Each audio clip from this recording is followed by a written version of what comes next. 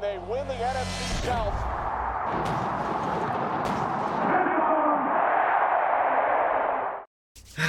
We can finally.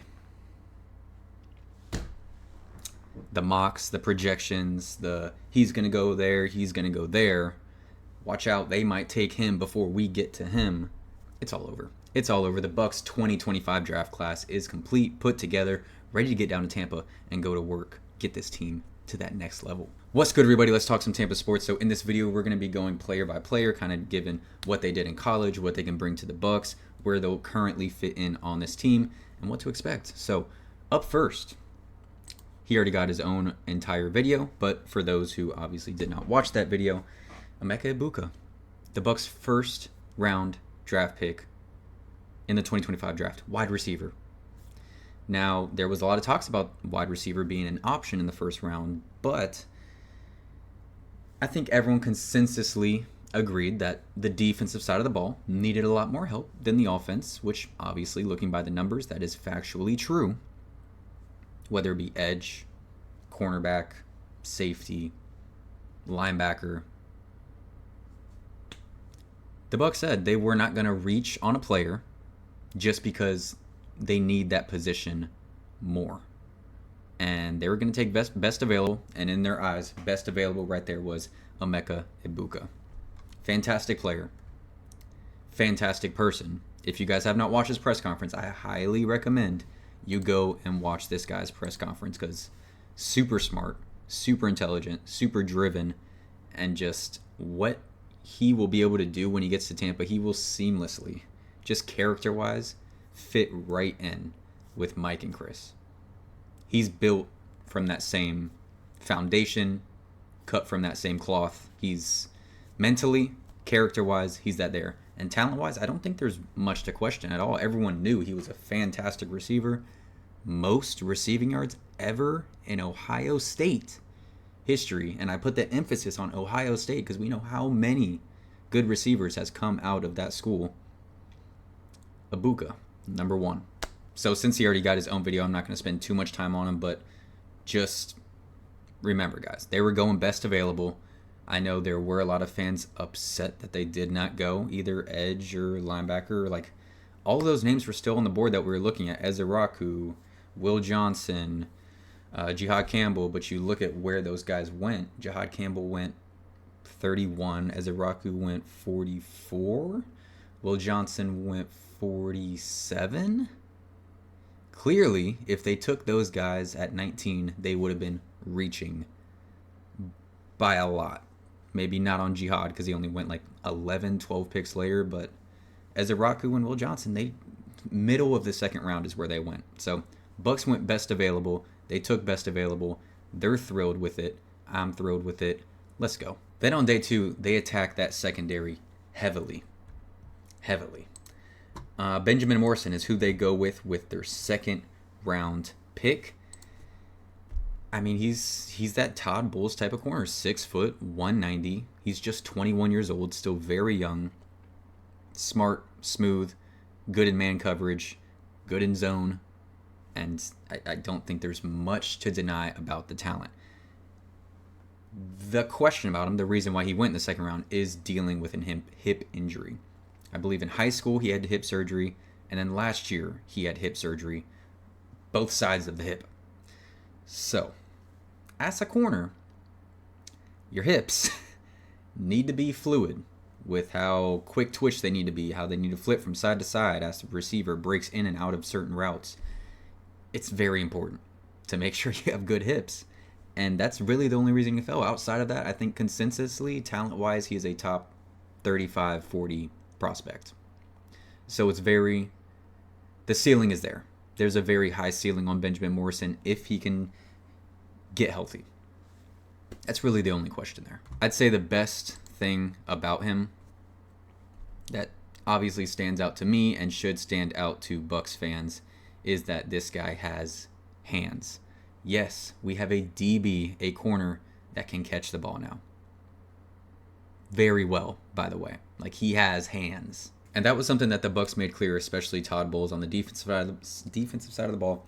They want playmakers. They want guys to be able to not only get their hands on the ball, but catch it and get it back to this top 5 offense in the NFL so they can go and score and extend this lead. Another note is that his dad actually played with Todd Bowles in the NFL, so interesting connection there. Once again, this is going to be a theme throughout every single player. Good character, very smart, and a quote that stood out to me when watching his media session, press conference, whatever you want to call it, is that preparation is my separation. That was his quote. Preparation is my separation. That's fire. Then in round 3 of this draft, the Bucs attack the cornerback position again, continuing to build depth there.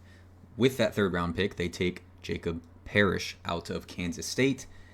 So they go back-to-back corners. 2nd round, 3rd round. Parrish is built differently than Benjamin Morris. Benjamin is closer to what we usually see with the Todd Bowles corner, like I said, at that 6-foot mark, where Parrish is more of 5'10", but a strong 5'10". He's a strong 5'10". Very physical. You'll see in the highlights I put on the screen.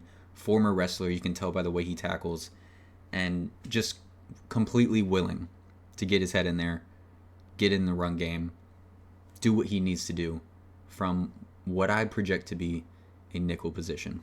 Outside of that physicality, the dude ran a 4.3 40 and had the 4th highest rank in athleticism score at the combine. So not only is he willing to get in there on the run game, he's quick, fast, physical. I mean, what else do you want from a nickel? So while he is capable of playing outside, this looks like a slot corner to me all day. When you talk about the mix of those traits and his ability to excel in man coverage, just I feel like that's where he fits. That's where he fits, and it gives the Bucs now, who have brought up this discussion of Tyke Smith moving back next to Antoine Winfield Jr. to play safety. This gives them the freedom to do that. You use a 3rd round pick on a guy who's built to play nickel or slot corner. There you go. There you go, Todd. You got the freedom to do what you wish with really a Swiss Army knife in Tyke Smith. Let's see what he cooks up. Next up, in the 4th round, the Bucs, sticking with the defensive side of the ball, they go with edge rusher David Walker out of Central Arkansas. Shout out to the Central Arkansas Bears. Now, obviously that is an FCS school, so smaller school. So you look at these grades here, he's absolutely dominant at the FCS level, a 94 pass rush grade, 93 run defense grade. I mean, if you're getting drafted in the 4th round, you expect that you dominated if you were at an FCS school.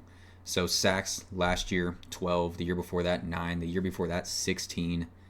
It's impressive numbers for sure from David Walker. One thing I do have to say is, of course, another great character guy, eager to learn, seems very authentic, seems like a stand-up guy, and not a shocker at all that the Bucs would attract to a, smaller school, great character guy. That's kind of been Jason Light's MO for every single year that he gets a guy like that.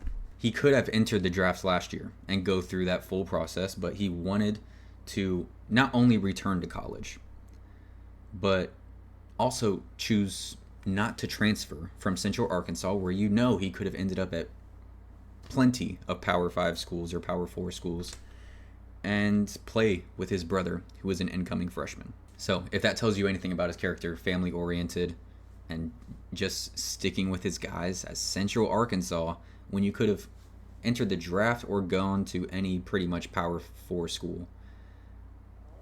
Yeah. One of the biggest sleepers in this year's draft, outside of what I just showed you on the screen, won Defensive Player in the Year in the entire FCS, and 82 tackles for loss at Central Arkansas. My goodness. Shout out to Greg Allman for this, but the Buccaneers now on defense have Levante David, David Walker, and Anthony Walker. It might get confusing. Overall, like the pick, smaller in size. He said guys that he would watch would be like an Elvis Dumerville. Try and model his game after, if you guys remember that name. But you guys know that I thought edge was a big need. And here we are in the 4th round. That's where the Bucs decided to go edge, and I'm excited to see what he brings to that room. Next up, in the 5th round, they go back to the defensive line and draft Elijah Roberts, labeled as an edge, from SMU. Like I said, labeled as an edge, but yet to see where the Bucs do see him.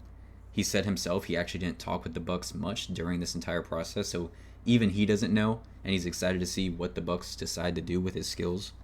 17.5 sacks over the last 2 seasons at SMU, so great production there in the ACC. I might assume they would put him more interior defensive line. The guy, he's a big dude. He's built like an SUV.